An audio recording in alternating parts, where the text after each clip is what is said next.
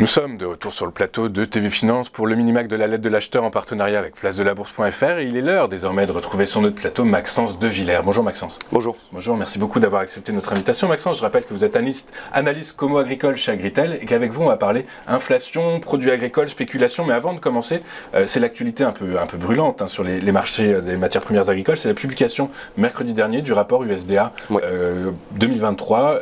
Vous l'avez lu, qu'est-ce que vous en pensez? Il y a des surprises ou non? Alors, concernant ce rapport, il n'y a pas eu énormément de surprises. L'USDA a sorti des estimations plutôt dans les attentes. En revanche, on sait qu'il y aura d'autres modifications à venir dans les mois qui vont venir, notamment sur les productions d'Amérique du Sud, par exemple, en ce qui concerne le soja ou le maïs. Et pour quelle raison?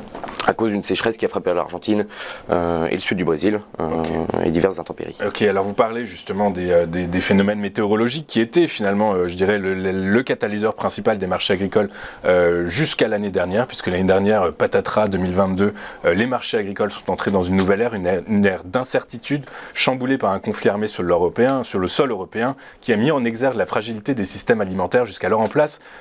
Pour vous, Agritel, quels sont les facteurs clés de la saison 2023? Est-ce que 2022, on fait un calque 2022 et on le pose sur 2023? Non. On estime que les enjeux ne sont plus les mêmes par rapport à il y a un an. La guerre est un événement qui est arrivé donc au mois de février dernier. Les opérateurs s'en sont plutôt plus ou moins accommodés. En revanche, on a d'autres risques qui vont venir vis-à-vis des conséquences qui ont lieu après la guerre, notamment sur la récolte 2023, qui a été emblavée notamment pour le blé dans l'hémisphère nord, avec des surfaces notamment en baisse en Ukraine, liées au conflit, également en Russie.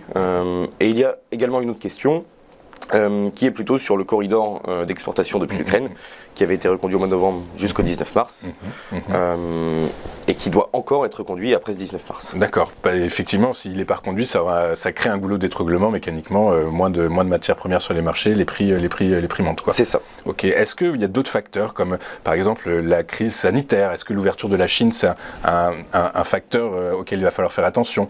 Il y a d'autres facteurs comme ça que vous avez en tête? Oui, exactement. Vous parlez de la Chine, c'est un élément qu'on suit. Les avis sont un petit peu divergents en ce qui concerne la Chine. Certains parlent d'un retour en puissance de la Chine aux achats de matières premières agricoles, mais également non agricoles. C'est ça de bien. Oui, c'est ça de bien. Donc ça c'est un élément, certains le pensent, d'autres pensent plutôt le contraire, donc c'est un élément qu'on va suivre. En revanche, oui, ça peut être un élément plutôt catalyseur, comme on l'a connu en 2020, au moment du Covid, où la Chine a acheté des millions de tonnes de céréales supplémentaires qu'elle n'achetait pas auparavant. Très clair, merci. Il y a également un autre facteur qui, alors lui, très clairement, qu'on peut prendre sur la saison, l'exercice 2022, et qu'on va calquer sur 2023, c'est la crise énergétique. Est-ce qu'on peut qualifier 2023 d'une année qui serait une année de surchauffe? En ce qui concerne les énergies, quel va être l'impact? Oui, exactement. Alors, sur les intrants aussi également. Les impacts sont compliqués à mesurer. Ce que l'on sait, c'est qu'il y a un impact direct du prix du gaz, notamment sur les usines de première transformation de matières premières agricoles, notamment les meuneries, les triturateurs, les estérificateurs pour faire des biocarburants, et d'autres usines en tout genre qui demandent de l'énergie. Ça, c'est un premier élément. Autre élément lié à la crise énergétique, vous l'avez dit, c'est le prix des engrais qui avait flambé, qui s'est bien replié au même titre d'ailleurs que le prix des céréales. C'est pour ça que, contrairement à l'année dernière, on ne parle plus vraiment de pénurie d'engrais. En revanche, ce qui peut se passer, c'est qu'on peut avoir des problèmes notamment logistiques qui sont liés au coût des carburants, mais également aux disponibilités de main-d'œuvre et de camions sur le territoire français. D'accord, donc ça va créer mécaniquement de l'inflation? L'inflation, on la voit sur les produits finis et aux consommateurs depuis quelques mois. En revanche, il faut être conscient que le prix des matières premières agricoles a bien baissé depuis plusieurs mois, depuis le mois de mai notamment, et l'inflation n'a pas ralenti. Il faut comprendre que sur les marchés des matières premières et des produits finis, il y a une inertie qui est importante et qui demande du temps entre la matière première, la hausse de la matière première et la hausse du produit fini. Combien de temps? Ça va de 6 mois à 1 an selon les estimations. Mais ça peut être 6 mois, 1 an, c'est du simple au double. Du coup, c'est rapide ou c'est long? C'est plutôt un temps long. Il y a beaucoup d'inertie entre ces différents éléments.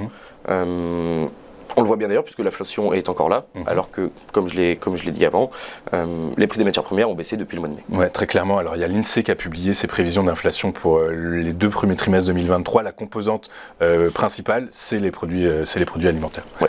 Du coup, effectivement, donc on peut dire que l'inflation n'a pas encore rendu les armes et devrait plonger l'agriculture et le monde agroalimentaire dans l'incertitude pour 2023. C'est encore effectivement une incertitude majeure en tout cas. Exactement. Très clair, merci. Toujours au chapitre de l'inflation, je voudrais revenir avec vous sur les propos de Michel-Édouard Leclerc qui m'ont surpris et j'aimerais vraiment avoir votre avis puisqu'il accuse les opérateurs de marché d'être en partie à l'origine de l'inflation sur les produits alimentaires. Qu'est-ce que vous en pensez ? Il est juste dans son analyse ou il va un peu loin, il se dédouane ? Alors, je ne vais pas commenter exactement ce qu'a dit Michel-Édouard Leclerc, je vais juste apporter des éléments de réponse. Il faut comprendre que la spéculation existe depuis toujours, mais il faut bien séparer 2 notions qui sont la spéculation et l'anticipation. L'anticipation, Michel-Édouard Leclerc en a parlé, c'est quelque chose d'humain. On l'a vécu pendant le Covid et encore il n'y a pas longtemps en ce qui concerne les carburants. Lorsqu'on a peur d'une pénurie, on anticipe et donc on se précipite à l'achat pour différentes commodités ou différents produits. C'est ce qui se passe aussi sur le marché des matières premières. Il faut être conscient que la spéculation, Michel-Édouard Leclerc en parle à la hausse, la spéculation existe aussi à la baisse. Donc il y a des éléments divergents. La spéculation, oui, elle existe. En revanche, ce n'est pas elle qui déterminera le prix final. Oui, d'accord, ce sont des opérations de couverture ou de stratégie. L'idée première, c'est pas d'influencer notamment le prix. Ouais.